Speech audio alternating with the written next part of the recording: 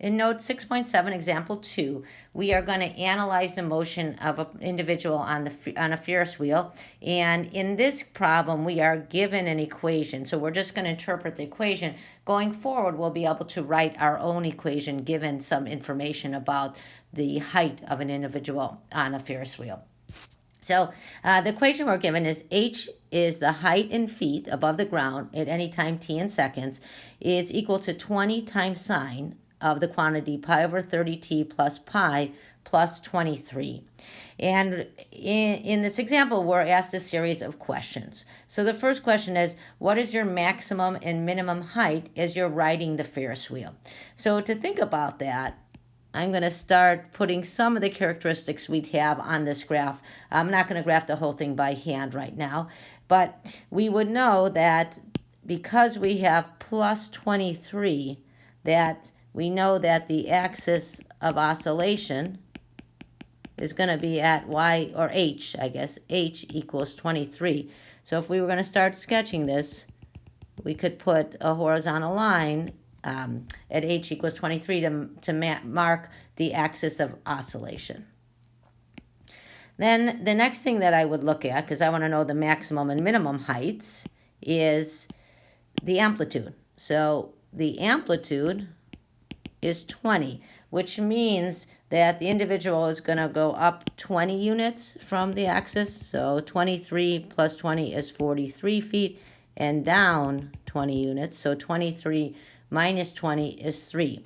So from that analysis, we can tell that the maximum height is going to be 23, the midline, plus 20, the amplitude, which is 43 feet. And the minimum is going to be 23, the midline, minus 20, the amplitude, which is 3 feet. What's the radius of the wheel? So if we think about the radius of the wheel, that's going to be how much above and below the midline this individual rises or falls. So the radius of the wheel is equal to the amplitude. So the amplitude is equal to the radius, and that is 20 feet. So if we were thinking about this Ferris wheel, I could draw the radius in. This is 20 feet. How high is the bottom of the wheel off the ground? Well, that's going to be the minimum height. The minimum height is the bottom of the wheel, and we found the minimum height, which was 3 feet. Next question, how many revolutions will the Ferris wheel make in 150 seconds? So this has something to do with the period, right? The period is how long it takes to complete one cycle. One cycle is one revolution. So for this, we want to know the period. So to find the period, we do 2 pi over b. In this case, for this problem, b is equal to pi over 30. That's the coefficient of the independent variable here, which is t. So we can calculate the period is going to be 2 pi divided by pi over 30. So dividing fractions, we will multiply by the reciprocal. So 2 pi times 30 over pi, which is going to give us 60 seconds. And this is per cycle, which in this case is 1 revolution. So if we want to know how many revolutions the Ferris wheel will make in 150 seconds, we can do 150 seconds divided by 60 seconds, which will be 2.5 revolutions in 150 seconds. Next problem, or next question is, what is your height after you have been riding the Ferris wheel for 150 seconds? Well, we're actually given a function that will tell us the height after a particular period of time. So let's just substitute 150 into our h function.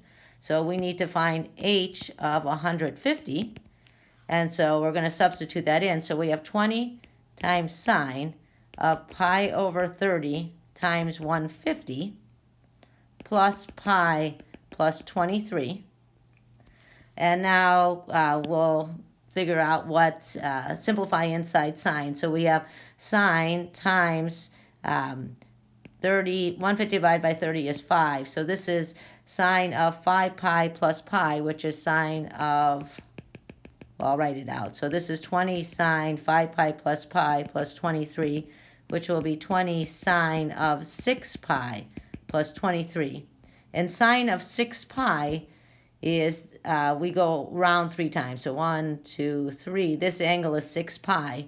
So if we think about our unit circle, the coordinate here is 1, 0. So the sine of 6 pi is 0. So this whole thing is 0. So we have 20 times 0 plus 23, which will be 23 feet. So after you've been riding on the wheel for 150 seconds, your height is 23 feet. The last question, where on the wheel is the loading platform? Assuming the wheel rotates counterclockwise, so counterclockwise means the wheel is rotating in that direction, counterclockwise. And we want to know where the loading platform is. And this is a crazy Ferris wheel. Normally you think you would get the on at the bottom, but in this Ferris wheel you don't.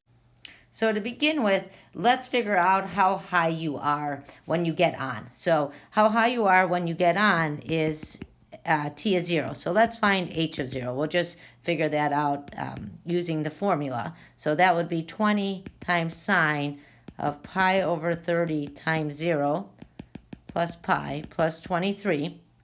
So this is 20 times sine. Pi over 30 times 0 is 0. So this becomes sine of pi plus 23. If we think about the unit circle, the coordinate at pi is negative 1, 0. So sine of pi is 0. So this is 20 times 0 plus 23. So 23 feet. So the loading platform is 23 feet above the ground. So we know that because we got on at 23 feet. Loading platform is 23 feet above the ground. And now we want to know which side of the Ferris wheel we are on. And we could figure out the starting point by hand and actually go back and sketch our graph, finish up sketching our graph in the sketch that we have here.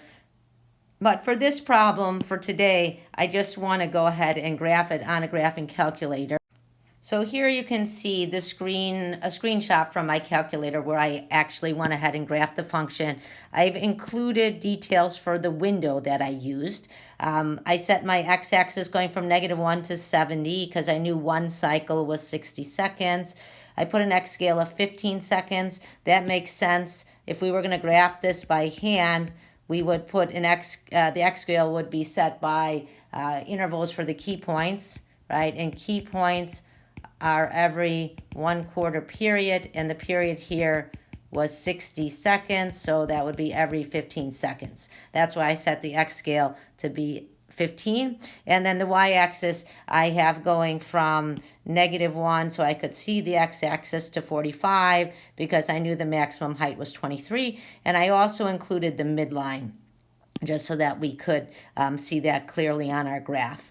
So we're thinking about where this starting point is. So we know the platform is 23 feet above the ground, which is consistent with what we see on the graph because we have the point 0, 23. But which way do we start? Is the loading platform on the left or right side of the Ferris wheel? So if we have our Ferris wheel here and we want to know where's the loading platform, the left or right side. So if the loading platform is on the right side, you would be at 23 and then your height would be going up from there. If the loading platform's on the left side, you would be at 23 feet and then your height would be decreasing. And if we look at our graph, we're starting at 23 feet and decreasing, so we can conclude that the loading platform is on the left side. So loading platform is 23 feet off the ground on the left side of the wheel. And we know it's on the left side because we know that this wheel is rotating counterclockwise.